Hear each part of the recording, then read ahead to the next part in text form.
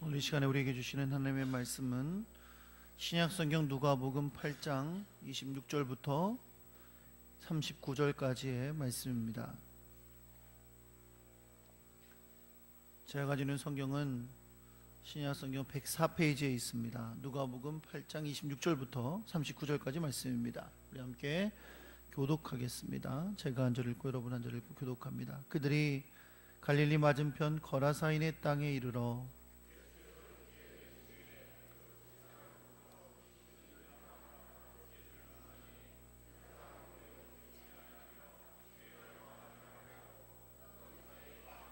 예수를 보고 부르짖으며 그 앞에 엎드려 큰 소리로 불러 이르되 지극히 높으신 하나님의 아들 예수여, 당신이 나와 무슨 상관이 있나이까? 당신께 구하노니 나를 괴롭게 하지 마옵소서 하니,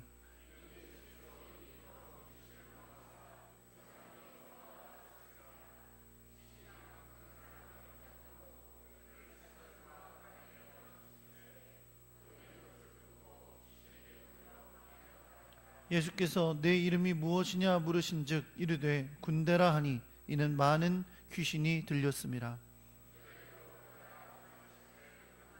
마침 그곳에 많은 돼지떼가 산에서 먹고 있는지라 귀신들이 그 돼지에게로 들어가게 허락하심을 간구하니 이에 허락하시니,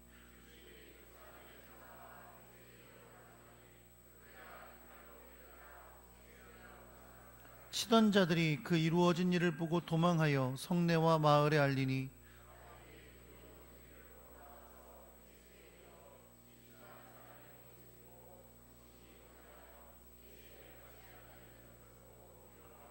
귀신 들렸던 자가 어떻게 구원받았는지를 본 자들이 그들에게 이르매,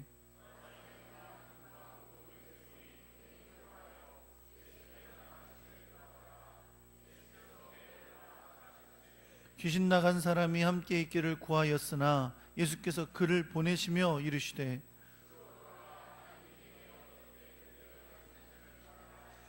그가 가서 예수께서 자기에게 어떻게 큰 일을 행하셨는지를 온 성내에 전파하니라. 아멘.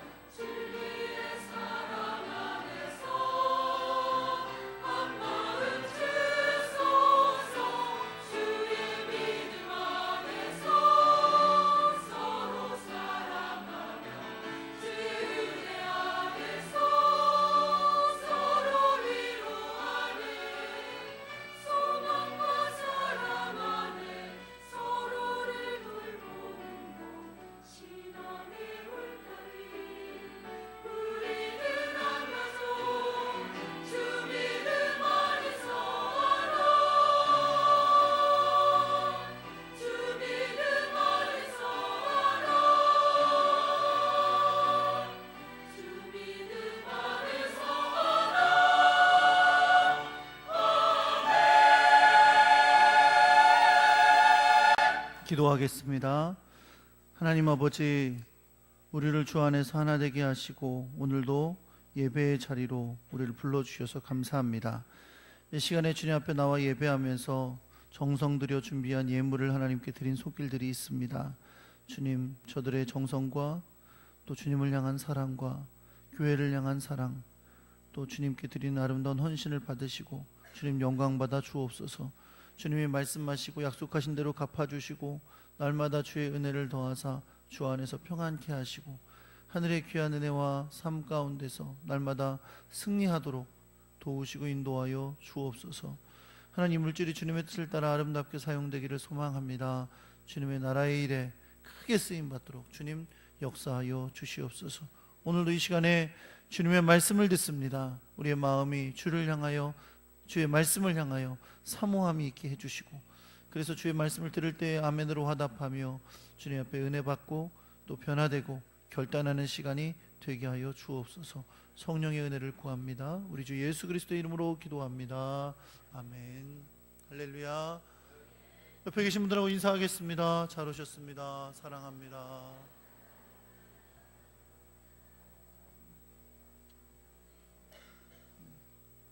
주님의 놀라운 사랑과 은혜가 여러분과 함께 하시기를 우리 주 예수 그리스도의 이름으로 축원합니다. 한번 따라해 보겠습니다. 돌아가 말하라. 사람들은 무엇인가에 행복감을 느끼거나 호감을 가지게 되면 그곳에 머물기를 원하는 경향이 있습니다. 심지어 그것에 집착하는 경향도 있는 거죠. 사실 중독이라는 것이 어떤 것에 자기가 쾌감을 느끼고 또 즐거움을 느꼈기 때문에 그곳에 빠져나오지 못하는 게 중독인 것처럼, 사람들은 누구든지 간에 그러한 경향을 가지고 있다는 것입니다. 특별히 젊은 사람들, 요즘 젊은 사람들뿐만 아니라 많은 사람들이 이 휴대폰 안에서 즐거움을 많이 느끼잖아요. 즐거움과 행복과 기쁨과 이런 것들을 다 느끼기 때문에 휴대폰을 가지고 있지 않으면 불안함을 느끼고 허전함을 느끼고 하는 것을 우리가 보기도 합니다. 제가 우리 아이들을 미국에서 키울 때 종종 동네에 있는 쇼핑몰에 놀이터를 데려갔던 적이 있습니다. 실내 놀이터죠. 아이들이 좀 안전하게 놀 수 있게 그렇게 해놓은 놀이터입니다. 거기 가서 아이들이 재미있게 노는 것을 보는 게 참 좋아서 아이들을 종종 그곳에 데려가서 놀게 하곤 했는데, 문제는 뭐냐면 잘 놀고 집에 갈 때가 문제예요. 놀 땐 좋잖아요. 놀 땐 너무 좋아서 막 정신없이 노는데 이제 집에 가자고 하면 그때부터 난리가 나는 거죠. 울고 불고 안 간다 그러고 난리가 날 때가 많습니다. 그래서 재밌게 놀게 하려고 데려갔다가 나올 때는 울고 나오는, 엄마 아빠도 기분 나쁘고 막 울고 나오는 일이 발생하는 거죠. 그러면서 꼭 하는 말이 있어요. 뭐라 그래요? 다시는 안 데려온다고. 그러면서 다음에 또 가요. 근데 제가 그런 일을 경험하면서 다른 아이들을 좀 이렇게 관찰해 봤어요. 근데 미국 아이들은 잘 안 그러더라고요. 그렇게 막 울고불고 끌려가는 일이 많지 않아요. 물론 있긴 있어요. 있긴 있는데 울고불고 안 가겠다 그러고 막 그런 일이 별로 없어요. 생각보다 엄마 아빠 말을 잘 듣고 집에 갈 시간 되면 가는 거예요. 그래서 도대체 미국 애들은 다 착한가? 라고 생각해서 관찰을 좀 해봤더니 비결이 있더라고요. 미국 아이들은 어떻게 하냐면 엄마 아빠가 아이들을 데리고 오잖아요. 그러면 처음에 놀 때 아이에게 얘기를 해줍니다. 야, 누구야, 지금 우리가 몇 시부터 몇 시까지 놀 거야. 여기서 놀 거야. 그렇게 얘기를 해줘요. 그리고 이제 그 시간이 다 돼가잖아요. 그럼 미리 알려줍니다. 한 10분 전에 누구야, 이제 10분 남았어. 이렇게 알려줘요. 그리고 5분 지나면 누구야, 5분 남았어 라고 알려줘요. 그러니까 아이가 놀면서도 마음으로 준비할 수 있도록 하는 거죠. 막 정신없이 신나게 놀고 있는데 집에 가자 그러면 우리도 기분 나쁜 거예요. 우리도. 그렇죠. 애만 기분 나쁜 게 아니라. 근데 미리 준비를 시키는 거예요. 집에 갈 준비를 하게 해주는 거죠. 참 지혜롭다는 생각을 했던 적이 있습니다. 노는 것도 중요한데 뭐가 중요하냐면 잘 돌아가는 게 중요해요. 잘 원래 자리로 돌아가야 모두가 다 행복한 거고 올바른 것이죠. 사랑하는 성도 여러분, 우리는 종종 우리가 하나님께 드리는 예배가 너무 좋고 신앙생활 가운데서 행복을 느낄 때가 있습니다. 교회에 오는 것이 좋고 예배를 드리는 것이 좋고 또 성도 간의 교제가 너무나 즐거울 때가 있습니다. 여러분에게도 그런 행복이 있으시길 예수 그리스도의 이름으로 축원합니다. 자꾸 교회 오고 싶고 예배 드리고 싶고 성도 간의 교제가 너무 행복하고 그런 여러분과 제가 되기를 간절히 소망합니다. 40일 새벽 기도회를 하고 있어요. 저도 아침에 일어나는 게 쉽지 않습니다. 아침에 새벽에 일어나는 게 누가 쉽겠어요? 저는 설교를 해야 되면 일찍 일어나서 씻고 머리 감고 뭐 이렇게 양복 갈아입고 넥타이 맬 때도 얼마나 힘든지 몰라요. 막 피곤한데. 그런데 그러면서 그런 생각을 해요. 아이고 이거 얼마나 피곤들 하실까. 특히 새벽 기도를 평소에 안 하시는 분들은 40일 기도라고 하시려면 이게 아침마다 일어나시는 게 참 힘드시겠구나, 그런 생각을 합니다. 그러면서도 제가 바라는 건 여러분에게 그 피곤함도 이겨낼 수 있는, 피곤하지만 주님께 나아오고 싶은 기쁨과 행복이 있으시기를 예수 그리스도의 이름으로 축원합니다. 근데 그럼에도 불구하고 여러분, 우리가 잊지 않아야 될 중요한 사실이 있어요. 우리가 그렇게 하나님 앞에 기도하고 예배하고 교회 생활하고 성도들과 교제하고 하는 것이 굉장히 행복할지라도 결국 우리는 매일매일 우리의 삶의 현장으로 간다는 겁니다. 그리고 우리는 세상 가운데 살아가야 한다는 거죠. 세상이라는 것은 그냥 단지 무슨 죄악된 세상만을 말하는 게 아니라 우리 가정, 우리 직장, 우리 사업터, 내가 세상으로 나아가고 있는 모든 곳, 학교, 모든 곳을 이야기하는 겁니다. 그런데 예수 믿는 사람들, 예수 그리스도 안에서 구원받은 하나님의 백성들은 우리가 나아가는 이 세상, 우리의 직장, 우리 학교, 우리의 사업터, 이 모든 것을 생각할 때에 다른 생각을 가지고 있어야 돼요. 그 다른 생각이란 뭐냐면 우리가 나아가는 그곳은 하나님이 우리에게 사명 주셔서 보내시는 곳이라는 겁니다. 할렐루야. 그런 마음을 가지시기를 예수 그리스도의 이름으로 축원합니다. 오늘 본문 가운데 우리가 이 놀라운 사실을 깨닫게 되기를 간절히 소망합니다. 우리가 지난주에 잠깐 살펴보았던 것처럼 예수님과 제자들은 지금 배를 타고 호수를 가로질러 가셨어요. 가다가 폭풍을 만나셨었죠. 어쨌든 그렇게 해서 도착한 호주 건너편은 어디냐면 오늘 성경에 보니까 거라사인의 지방, 거라사인의 땅이라고 했습니다. 이 거라사 땅은 갈릴리 호수를 이렇게 지도로 두고 봤을 때 동남쪽에 있는 곳이에요. 우리 예수님께 주로 활동하셨던 가버나움은 서남쪽에 있습니다. 그래서 사실상 여기를 건너가려면 호수를 거의 가로질러 건너가야 하는 것입니다. 예수님이 그렇게 제자들과 함께 배를 타고 폭풍우를 만나면서까지 해서 호수 건너편에 가셨던 그 거라사인의 땅은 사실 이방인들이 살고 있는 지역이에요. 유대인들의 지역이 아니라 이방인의 지역이라는 겁니다. 우리는 오늘 본문에 그 사실을 알려주는 것들을 또한 발견할 수 있는데, 그건 뭐냐면 그 지역에 돼지를 키우는 사람들이 있었다는 거예요. 돼지는요, 유대인들에게는 부정한 동물입니다. 돼지하고는 접촉해서도 안 돼요. 그러니 유대인들은 돼지를 키우지 않습니다. 그런데 이 거라사 지방은 뭘 키우고 있었어요? 돼지떼를 키우고 있었잖아요. 그것만으로도 이 지역이 유대인이 사는 지역이 아니라 이방인들이 사는 지역이었다는 사실을 우리는 알 수가 있습니다. 예수님과 제자들이 거라사인의 땅에 도착하시면서 한 귀신 들린 사람을 만나시게 됩니다. 이 사람을 예수님이 배에서 내리시자마자 만났는지 아니면 길을 가시자 만났는지 명확하지는 않지만 오늘 이 본문에서 핵심은 이 거라사인의 땅에서 예수님이 행하신 유일한 일은 뭐냐? 바로 이 귀신 들린 사람을 만나서 그를 치유해 주신 일이라는 사실입니다. 우리는 오늘 말씀을 들어가면서 여러분 분명히 한 가지가 점점 더 명확해질 거예요. 그건 뭐냐면 예수님이 그렇게 호수를 가로질러 폭풍도 만나면서 거라사 지방으로 가신 이유가 바로 이 사람을 만나시기 위함이었구나, 이 사람을 치유하시기 위함이었구나 라는 사실을 점점 더 확신하게 될 것입니다. 예수님이 거라사인의 땅에서 만난 사람은 바로 귀신 들린 사람이었습니다. 오늘 본문은 그의 상태에 대해서 몇 가지를 우리에게 가르쳐 줍니다. 우선 뭐라고 말씀하냐면, 우선 오랫동안 옷을 입지 않았다 라고 말하고 있고요, 그리고 집에 거하지 않고 무덤가에 거했다 라고 말씀합니다. 또 29절에 보면 귀신이 이 사람을 붙잡았을 때, 그러니까 귀신이 강하게 역사하는 거죠. 그 사람 가운데 역사할 때는 사람들이 그를 쇠사슬과 고랑에 묶어서 지키려 했는데 그가 그것들을 끊고 귀신에 의해 광야로 나갔다 라고 말씀하고 있습니다.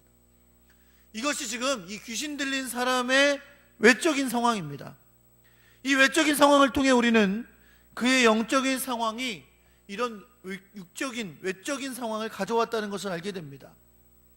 그를 사로잡고 있던 이 귀신은 이 사람에게 사람들이 일반적으로 느끼는 수치를 느끼지 못하게 했습니다.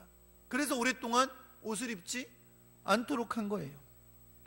정상적인 생명을 가진 사람이라면 당연히 집에서 편안하게 지내는 것이 삶의 일반적인 일일 텐데, 이 귀신은 그를 사로잡아서 그로 하여금 죽음의 상징과 같은 누구든 가까이 하고 싶지 않은 무덤에 거하며 살게 했습니다.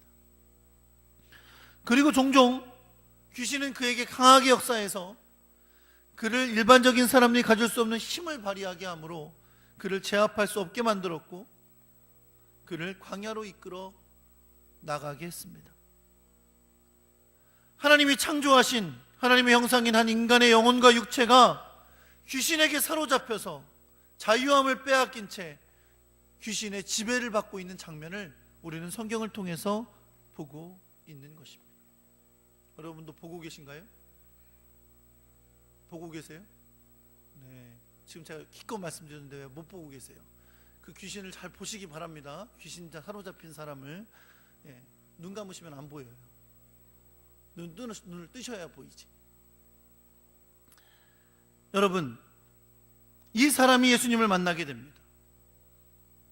귀신에게 사로잡혀서 영혼과 육체가 지배되고 있던 그 사람이 예수님을 만나게 된 겁니다. 놀랍게도 마태복음이나 마가복음에 보면 이 귀신 들린 사람이 먼저 예수님에게 나왔다고 말씀하고 있어요. 우연히 지나가다 만난 게 아니라 그가 예수님께 나왔다는 말이에요. 그래서 어떤 학자들은 이 사람이 예수님께 나온 것은 비록 귀신에게 사로잡히긴 했지만 이석이 남아있을 때 예수님께 치유받기 위해서 나온 것이다, 이렇게 말하는 학자들도 있습니다.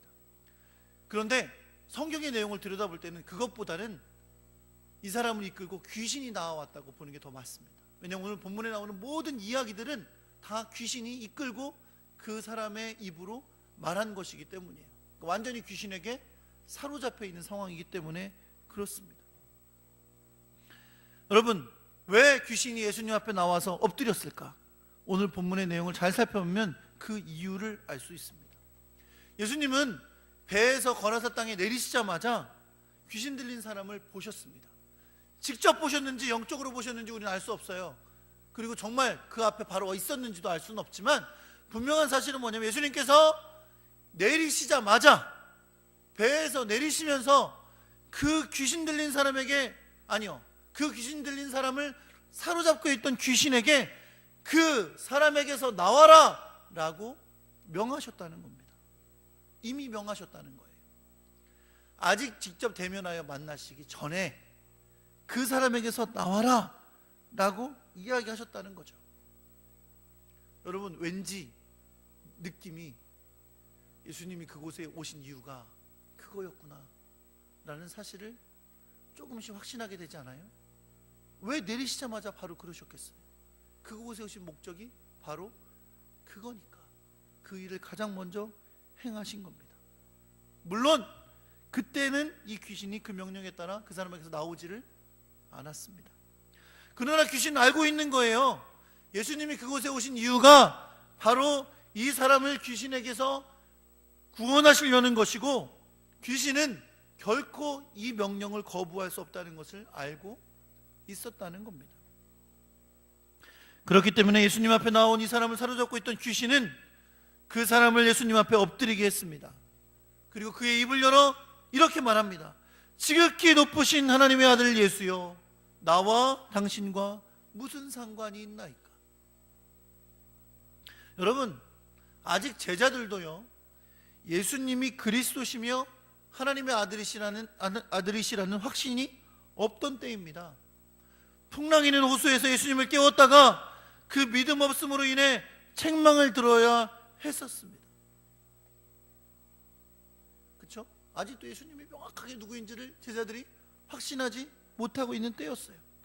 그러나 귀신은 예수님을 보자마자, 그리고 예수님께서 그들이 사로잡고 있던 사람들에게서 나오라 하신 것을 듣자마자 그 앞에 엎드렸습니다. 그리고 예수님을 지극히 높으신 하나님의 아들이여 라고 고백하면서, 나와 당신이 무슨 상관이 있나이까? 당신께 구하오니 나를 괴롭게 하지 마옵소서 라고 간청하는 것을 볼 수 있습니다. 이미 귀신은 예수님께서 그 사람에게서 자신을 나오라 할 것을 너무나 잘 알고 있었던 것입니다.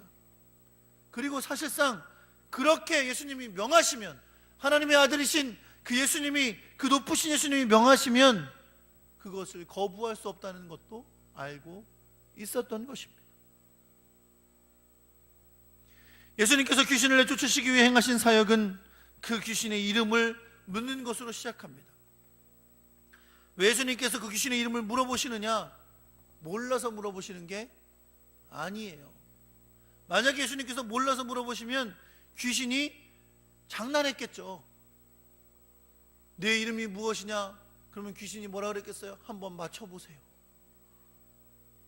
제 이름이 뭘까요? 그랬을지도 몰라요. 그런데 여러분, 예수님은 지금 귀신 이름을 몰라서 물어보시는 게 아닙니다. 예수님께서 귀신의 이름을 물어보시는 것은 귀신을 제압하시는 시작이에요. 이름을 물어보시는 건 그의 정체를 밝히며, 이미 알고 계신 예수님께서 그를 그 사람에게서 내쫓기 위해서 시작하시는 일입니다. 그것을 잘 아는 귀신은 예수님께서 물어보자 그것을 거부하지 못한 채 자신의 정체를 드러냅니다. 그의 이름은 군대였습니다. 여러분, 이 귀신의 이름에 붙여진 군대라는 이름은 당시 이스라엘을 지배하던 로마 제국의 한 단위를 일컫는, 군대의 단위를 일컫는 그 용어와 같은 용어인데, 이 로마 군대의 그 용어를 사용하는 부대의 인원이 6,000명이었어요. 뭘 알 수 있습니까? 이 사람을 사로잡고 있던 이 군대라는 귀신이 엄청 많고 강한 귀신이라는 걸 알 수 있는 거죠. 그래서 성경은 이후에 이 사람을 사로잡고 있던 귀신을 복수로 부릅니다. 귀신들, 하나가 아니라 여러 귀신들이라는 것을 밝히고 있고요.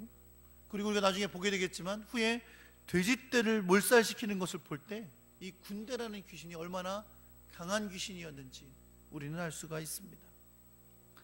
이미 그 사람에게서 나오라고 하시는 예수님의 명령을 듣고 주님 앞에 나와 엎드린 귀신은 이미 그것을 거부할 수 없는 것임을 알았기 때문에 그저 예수님께 우리로 무저갱으로 들어가지 말게 하소서라고 부탁합니다. 성경적인 의미에서 이 무저갱은 귀신, 사탄들이 예수님이 새하늘과 새 땅을 이루실 때까지 천년왕국 동안 갇혀 있을 감옥과 같은 곳입니다. 요한계시록 3장 20절에 보면 천년왕국과 관련돼서 이 말씀을 하시는데, 사탄을 잡아서 천년 동안 결박하여 무저갱에 던져 넣어 잠그고 천년 동안 만국을 미혹하지 못하게 할 것이다 라고 말씀하고 있습니다. 이 귀신은 이미 예수님의 명령에 의해 그 사람에게서 나와야 함을 알 뿐 아니라 예수님이 이 귀신에게 무저갱으로 들어가라 라고 하시면 그 명에 따라 무저갱으로 갈 수밖에 없는 사실을 잘 알고 있었던 것입니다. 왜냐하면 예수님은 하나님의 아들이시기 때문입니다. 그래서 스스로 와서 예수님 앞에 엎드렸을 뿐만 아니라 무적행으로 가라 명하지 마시기를 예수님께 간곡히 부탁하면서 저 산에서 먹고 있는 돼지떼에 들어갈 수 있도록 허락해 주시는 것을 부탁합니다. 예수님께서는 돼지떼보다 그 귀신에 사로잡힌 사람을 사랑하셨습니다. 그래서 귀신을 그 사람에게서 나오게 하시기 위해 그 귀신의 간구를 허락하셨습니다. 그러자 귀신들이 그 사람에게서 나오면서 돼지떼에게로 들어갔는데 그 돼지떼가 비탈로 내리달아 호수에 들어가 몰살된 것을 여러분 믿으시기 바랍니다. 이런 일이 생겨난 가운데 가장 놀랐을 사람은 누구일까요? 누구일 것 같아요? 돼지? 돼지는 사람이 아니니까. 누가 가장 놀랐을까요? 돼지를 치던 사람들이죠. 아니, 잘 먹고 있던 돼지가 갑자기 줄을 서더니 비탈로 내달리는 거예요. 그러더니 호수에 다 빠져서 죽는 겁니다. 얼마나 놀랬겠어요? 얼마나 두려웠겠어요? 그래서 이 사람들이 두려움에 사로잡혀서 도망을 갑니다. 그리고 그들이 그 본 것을 그 동네 사람들에게 가서 말합니다. 그러자 동네에 많은 사람들이 예수님께로 나와왔어요. 그리고 그들의 눈으로 무엇을 보았냐면 날마다 옷을 벗고 정신이 나가 있는 상태로 통제할 수 없었던 그 사람, 날마다 무덤가에 살고 쇠고랑은 다 끊어버리고 광야로 쫓겨나가던 그 사람이 이제는 옷을 입고 정신이 온전해져서 예수님의 발 앞에 앉아 있는 것을 보게 된 거예요. 소문은 돼지가 죽은 소문으로 왔어요. 돼지떼가 몰살당했다고 그거 듣고 왔는데 와보니까 더 놀랄 일이 있어요. 그게 뭐예요? 날마다 옷 벗고 돌아다니고 무덤가에 있고 쇠고랑을 쳐도 끊어버리던 그 사람이 멀쩡해져서 예수님 앞에 앉아 있는 거예요. 사람들은 이걸 보고 두려워했어요. 왜냐하면 그들은 분명히 알고 있거든요. 그 사람은 사람의 힘으로 어떻게 감당할 수 있는 사람이 아니었다는 거예요. 얼마나 무서운 귀신이 역사하고 있었는지를 그들은 보고 알고 있었기 때문에 그렇습니다. 예수님이 누구인지 전혀 모르는 이방인 지역의 사람들에게 이 사람이 정상이 된 것뿐만 아니라 그에게서 나온 귀신이 돼지떼를 몰살시켰다는 사실은 예수님에 대해서 두려움을 갖게 했을 것입니다. 이 놀라운 능력을 체험한 그들이 예수님에게 예수님, 우리와 함께 머물면서 좋은 말씀 들려주시고 우리가 어떻게 해야 될지를 알려주십시오 했더라면 얼마나 좋았겠어요. 그런데 사실 이들은 이방인들이고 예수님에 대해서 전혀 모르기 때문에 그럴 만한 준비가 되어 있지를 않았던 겁니다. 오히려 그 일로 인해 두려움만 가득했어요. 그래서 동네 돼지떼만 죽는 게 아니라 양떼도 죽으면 어떡할 거예요? 낙타도 죽으면 어떡할 거예요? 우리 집에 염소도 죽으면 어떡할 거예요? 그런 염려만 했던 거죠. 그래서 어떻게 해요? 예수님에게 이 동네를 나가주십시오 라고 부탁합니다. 근데 더 놀라운 게 있어요. 예수님 보고 나가달라잖아요. 그럼 예수님이 이런 마음이 완악한 놈들 같으니라고, 에이 그래 내가 딴 동네로 가겠다 라고 화를 내실 만도 하고 뭔가 책망하실 만도 한데 성경에 보니까 예수님이 그냥 배 타러 가셨대요. 배를 타고 떠나려고 하셨어요. 그때 귀신에게서 해방받은 이 사람이 예수님에게 찾아옵니다. 그리고 예수님에게 주님과 함께하길 원합니다 라고 부탁해요. 사실 여러분 이거 어쩌면 당연한 반응 아니겠어요? 그렇게 오랫동안 군대 귀신 들려서 고난과 아픔 가운데 있었잖아요. 얼마나 수치스럽고 옷을 벗고 돌아다녔잖아요. 무덤가에서 막 돌아다녔잖아요. 사람들이 잡아놓으려고 하는데 쇠사슬 다 끊고 막 돌아다니고 정신없는 사람이었잖아요. 그런데 그 고통 가운데 해방시켜 주신 분, 그분과 함께하고 싶죠. 아직도 여전히 두려움도 있을 거고 다시 언제 귀신이 나에게 찾아올지 모른다는 두려움도 있었을 것이고, 그러니 주님과 함께 하겠습니다, 나를 구원하신 주님과 함께 하겠습니다 라는 그 구원에 대한 감격과 기쁨으로 주님을 따르려고 했을 겁니다. 예수님도 기뻐하실 만한 일이죠. 그래 내가 너를 구원해 줬더니 네가 나를 따르는 나의 제자가 되었구나. 이런 식이라면 예수님과 제자의 교회는 날마다 부흥할 수 있었을 거예요. 옛날에 어떤 목사님이 저보고 그러더라고요. 목사님, 죽으라고 설교해봐야 소용없어. 기도해서 한 명 병 나면 돼. 이러시는 분들이 있어서 어떤 목사님들이 그러더라고요. 근데 그 목사님 교회는 맨날 작아. 병 나도 소용없어요. 나을 때만 좋지 그 다음부터는 소용없더라고요.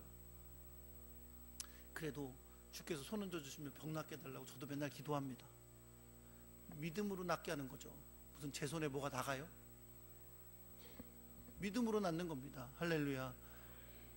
그러니 얼마나 나왔겠어요. 여러분, 예수님, 제가 주님과 함께 하겠습니다 라고 나왔어요. 얼마나 좋아. 그래, 나랑 같이 가자. 나랑 가서 구원의 일을 하자. 할 수 있을 거예요. 그런데 예수님은 뭐라 그러세요? 집으로 돌아가라. 집으로 돌아가라. 네가 본래 있던 자리로 돌아가라 라고 그에게 명령하십니다. 그가 제자 되겠다는 걸 거부하신 게 아닙니다. 오히려 그를 구원하시고 나서는 이제 그를 주의 도구로 사용하시기 위하여 사명을 주어 보내시는 겁니다. 예수님께서 그를 구원해 주셨고, 그리고 동시에 그에게 사명을 주신 겁니다. 어떤 사명이에요? 어떻게 예수님께서 큰 일을 행하셨는지 온 성내에 전파하라 라는 사명을 주신 겁니다. 그리고 그 사람이 그 사명을 감당한 줄 여러분 믿으시기 바랍니다. 오늘 여러분 본문의 전모를 보고 나니까 우리는 두 가지 아주 매우 중요한 사실을 결론적으로 깨닫게 됩니다. 첫째, 예수님이 그곳에 오신 것은 그 귀신 들린 사람을 구원하시기 위함이었구나. 그곳에서 행하신 모든 사역의 처음부터 끝은 다 그것뿐이에요. 예수님께서 그 귀신 들린 사람을, 군대 귀신 들린 사람을 구원하여 주신 것. 두 번째, 예수님께서 그를 구원하신 이유는 결국 그 성내의 사람들에게 복음을 전하시기 위함이었구나. 예수님께서 그 귀신 들린 자를 치유하여 주신 것은 물론 그 영혼을 구원하여 주신 것입니다. 그 고통 가운데 해방시켜 주신 것입니다. 그러나 예수님은 여전히 사탄의 권세 아래에 있는 그 동네의 사람들에게 그를 통해 예수님을 전하게 하려는 뜻이 있었음을 여러분 믿으시기 바랍니다.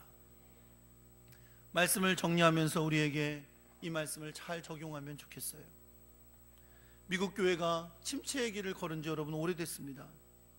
실제로 미국 교회 가면 동네 교회들이 참 많은데 70대, 80대 노인들만 모여있고 교회는 텅텅 비어있는 교회가 굉장히 많아요. 그렇게 미국 교회가 침체되어 간다고 말하는데, 그럼에도 불구하고 미국 교회는 지금의 유럽의 교회들처럼 쉽게 무너져 내리지 않습니다. 그럼 유럽의 교회들이 무너져 내린 것이 동성애 개방과 관련이 있어요. 동성애가 개방되면서 종교가 개방되고, 그래서 무너져 내린 거예요. 윤리가 무너지면 종교가 무너집니다. 그 첫 번째 출발점이 동성애예요. 유럽이 무너져 내리고 교회가 사라졌어요. 여러분 많이 들어보시죠? 요즘 유럽의 교회들이 다 나이트클럽이 되고 이슬람 사원이 되고 그렇게 돼가고 있어요. 그럼에도 불구하고 미국은 유럽처럼 쉽게 무너지지 않습니다. 미국 교회들은 아직도 크게 성장하는 교회들이 많이 있고, 아직도 선교하며 주의 일을 감당하는 교회들이 많이 있어요. 도대체 미국 교회는 유럽과 같은 길을 걸어갔음에도 불구하고 왜 그렇게 쉽게 무너져 내리지 않았는가? 그들에겐 청교도 신앙이 있기 때문이죠. 유럽의 타락한 신앙을 떠났던 그들의 신앙이 있었기 때문이에요. 그런데 그것만이 아닙니다.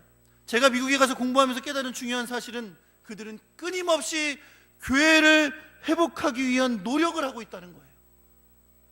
형식화되고 전통화되고 자기들끼리 모여서 가족 공동체가 돼버린 교회의 그 모임을 만족해하지 않고, 과연 주님이 교회에게 맡겨진 사명이 무엇인가, 과연 하나님께서 성도에게 주신 사명이 무엇인가를 다시 한번 되새기며 교회를 회복하기 위한 노력을 하고 있다는 겁니다.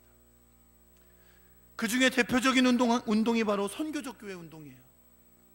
교회는 선교적 교회다. 교회는 사명 없으면 교회가 아니라는 겁니다. 교회의 사명을 회복하자는 운동이 바로 선교적 교회 운동입니다. 그런데 이 운동은 새로운 교회를 세우자는 운동이 아니에요. 이 운동은 성경이 말하는 교회로 돌아가자는 운동이에요. 이 운동의 핵심은 뭐냐? 교회는 세상에 보냄을 받았다는 겁니다. 물론 교회는 하나님께서 부르심을 받은 사람들의 공동체입니다. 그러나 교회는 동시에 세상으로 보냄받은 공동체인 것을 여러분 믿으시기 바랍니다. 예수님은 제자들에게 분명히 말씀하셨어요. 아버지께서 나를 보내신 것 같이 나도 너희를 세상에 보내노라. 오늘 귀신으로부터 구원받은 자에게 주신 명령, 집으로 돌아가라.